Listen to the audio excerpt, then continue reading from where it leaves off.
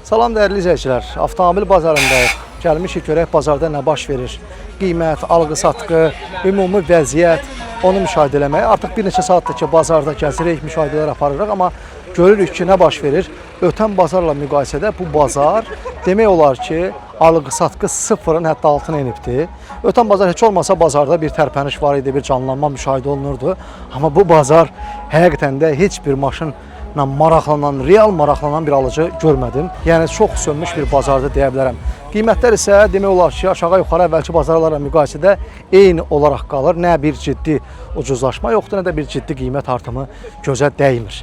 Yer gəlmişkən demək istəyirəm ki, avtomobilinizi satmaq istəyirsinizsə və bazardan bezmisinizsə, gözləmək istəmirsinizsə, bazara gəlmək istəmirsinizsə, paralel olaraq digər avtomobil satış səhifələrindən, internet səhifələrindən də boğaza yığılmışsınızsa, yəni ki, avtomobili qoyursunuz, qiymətlər həddindən artıq orada şişirdilmişdir və orada yönələn, ora bir zəng eləyən alıcı tapılmır. Bir çoxlarına maraqsızdır, çünki orada hamı bilir ki, artıq nə baş verir həmin internet saytında.